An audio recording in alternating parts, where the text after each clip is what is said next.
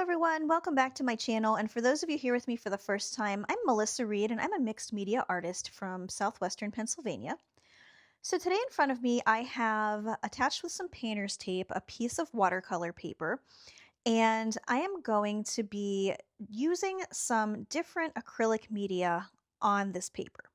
I've got some different golden fluid acrylic colors and some different Rowney acrylic ink colors, and we're going to just play around and make a very colorful background. Now, as with most of my pieces, since I am an intuitive artist, I don't really have much of an idea. I just want to play with some fluid media and kind of see what happens and go from there. So the way I like to do things is to get started and just let what's on the substrate kind of lead me to my next move. So what I'm doing, first of all, is I've got my large, I think that's a 2-inch flat brush there, and I'm just laying down some clean water. And in that water, I am going to be adding some of my colors. Now I'm going to have all of these colors listed in the description. I will have Amazon links for everything that I possibly can for you as well. That, I believe, was a little bit of Titan Buff going over the green. And I am just I was using a little bamboo skewer there to hold down the paper because I had a little bit of an air bubble back there. And I'm just kind of spreading it around, not really with any purpose in mind, just making some fun lines and moving the paint around in different ways. So I've got fluorescent pink and also some turquoise there that I'm going in with.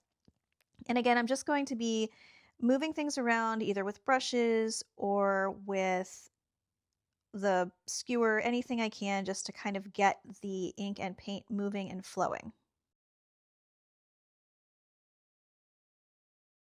Now, the thing about these more liquid kind of media is you don't know exactly how they're going to dry. You can see definitive, like defined shapes on there while they're wet, but once they dry, things will look a little bit different. So I decided to go in with a little more water on the other side to make another just stripe of water, and I'm adding some of that fluorescent pink as well as the turquoise to blend around a little bit. The only thought process I had in the beginning here was to have two kind of rectangular fields of color. And that's what we're doing right here. I'm not sure what we're going to do beyond that, but I don't need to know right now. I just kind of want to play and get some color down and really just have fun with what I'm doing.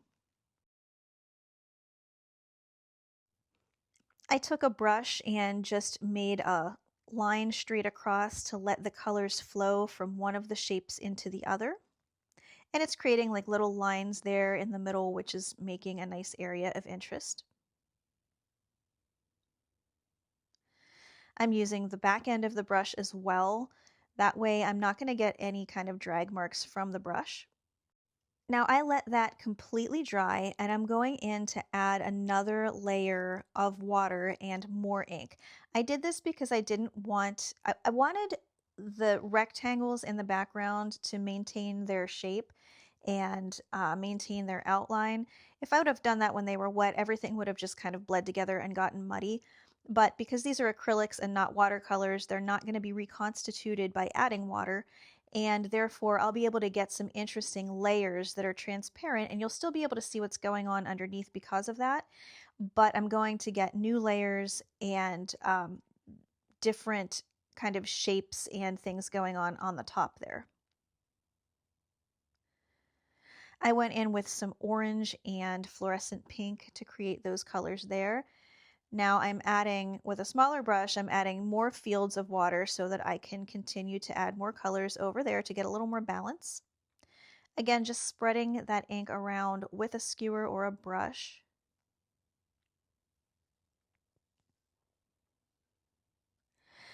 Sometimes I go in with a shop towel and you can see like there's a big pool of water in there, and I wanted to get the majority of the water out. It is lifting up some of the color too, but it would take so long for that to dry that I just wanted to absorb a little bit of that. And it didn't actually really do anything negative to the color. It took a little bit of it up, but I actually like the way that looks anyway. And I'm just continuing making these little fields of water and bringing more color in to kind of work on some kind of semblance of composition for the overall design. And because there is a good bit of water and ink down on the paper, I can use that skewer as almost like a drawing implement, and it's kind of dragging some of that color around, and I can create fine lines and more fine, crisp details that way. So far, I kind of like what's going on. It's very bright and very cheerful looking, and I would like to say that I find that to be the case when I use inks, but that happens to be the colors of inks that I have, so it's kind of obvious that that's why. But you can see underneath all these papers here, that's what it looks like when it's dried. And I decided I wanted to get some contrast going in there. So I went through my stash of gel prints and different collage papers that I have made. And I'm just working with playing around on placement and seeing which ones that I might want to include in the design. Everything is very bright and bright, but the edges are sort of muted, if that makes sense. So I want to get some hard lines and very dark contrasting black color in there to really work on visual impact. So one great thing about collage, as I say in most of my videos, is you get to try things out before you commit to them. Unlike drawing, you're going to draw it and it's going to be there. Or painting, you could paint over it, but this way you're just laying down pieces of paper, and if you don't like where you put it, don't like the way it looks, then you just put it somewhere else. So I've got my Liquitex matte medium there, and that is what I am using to glue everything down. It's typically what I choose, and I'm just smoothing it down with an old gift card. Now those are on tissue paper, those collage papers, so they are pretty fragile. So if you are using a card to smooth those down, just be careful because it is very easy to accidentally scrape some of that up and tear it. Fortunately, with the designs that I make, it's not really a big deal, and it almost enhances the design because I'm going for very non-representational abstract pieces. But just keep that in mind. You definitely can use those plastic cards, but just, be a little bit careful with them.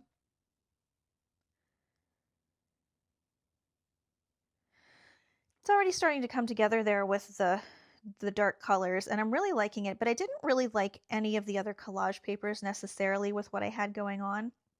So I went in with my golden fluid acrylic black and my bamboo skewer, which is what I like to use when I want to get very imperfect lines. So you can also see, and I say this in a lot of my videos too, if you want to get sketchier lines and not be so kind of tight and be a little bit looser with your drawing, hold your drawing implement back much further than you would if you were going to be using it as a writing implement.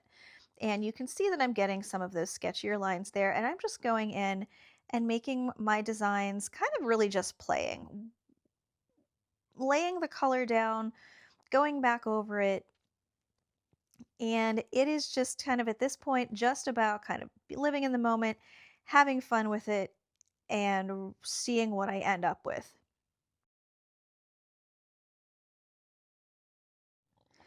I'm using some of the fluid acrylic to mimic some of those shapes that I have going on in the collage papers, and it's kind of intended to bring everything together a little bit.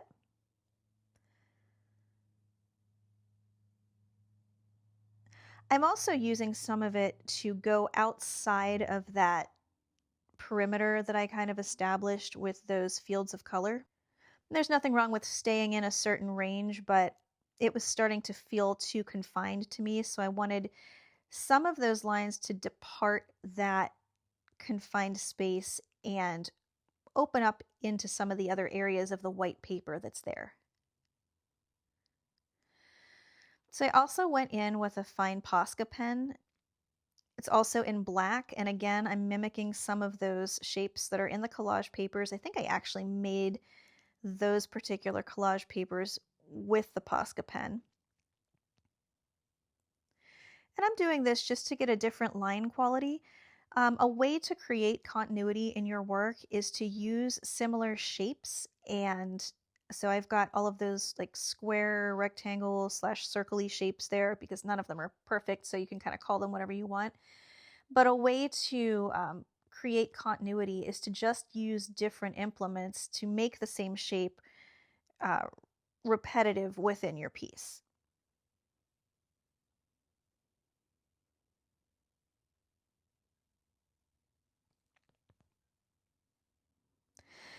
I think it might have been somewhere around this point that I started realizing that, wow, this is getting really busy. And while it's been a lot of fun, I don't really like it. Now, that's not necessarily a bad thing. You don't always have to have an end goal in mind. And I know that's kind of a hard thing for some of us to break away from. I'm very guilty of this myself, especially with making these videos because I don't want to put out just a random piece of garbage. I want it to have some kind of a, a visual pleasantness to it. But so that gave me another idea. So now this is dried, and there are certain bits and pieces of this piece that I really like the looks of. So I got out a couple of mat boards, and I'm going to just mat off different sections and see what I can find within this that might be attractive enough for me to want to consider as a finished piece. Now, even just in this very beginning, as I'm blocking some of that off, there are several parts of this that I really do like a lot. I like the composition there where it's very dense on the left-hand side and there was all that white on the right. I don't like that one so much. That's kind of interesting there. But this is a really good exercise to do if you can keep some of these mat boards around. It really will help your eye focus in on you're not being overwhelmed by the big picture, and it's helping to really break things down into smaller bits and pieces and find some beauty in there that you might not have even realized was there as a whole piece, if that makes sense.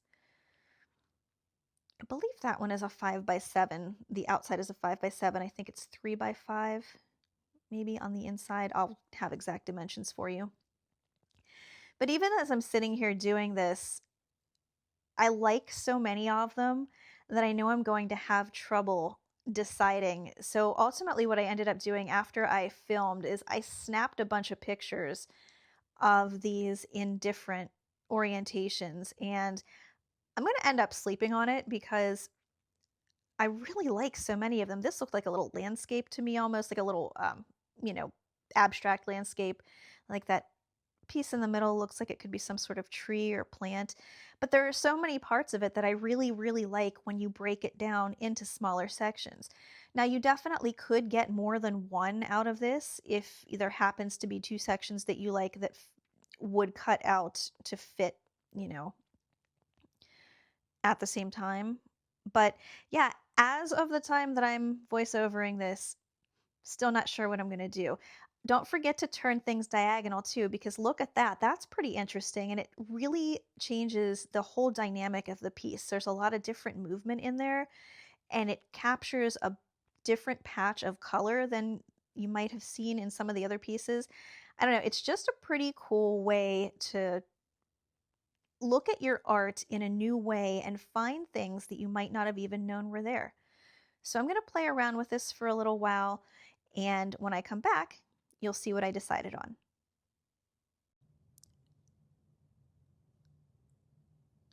Okay, well, it is now the next morning, and these are the two that I decided to go with after much, much, much, much deliberation. Decision making is not my strong point, and there were so many good choices that could have been made. I ultimately ended up choosing the first piece on the left there first and cut it deliberately so that I could get another piece out of it, and that's what I ended up with on the right. I'm really happy with both of the pieces, and I don't really think you could have gone wrong with any of them, but you'll have to let me know what you think, and let me know if you've done this before with your own work. I think maybe next week we're going to do something similar, but I think with the intention in mind of creating a series. So what we'll do is work on a larger piece of paper and be a little more intentional on using the cut down pieces as a series. And I'll go into that all next week. But yeah, anyway, thank you all so much for joining me again this week. And if you liked what you saw today, give me a thumbs up and a hype. And thank you to everyone who has subscribed. As of right now, I just broke 15,000 subscribers. You all are awesome. Thank you so much for your support over the last couple of years. And I look forward to seeing you back here next Friday morning at 10 a.m. Eastern Time. Thank you all so much and have a great week.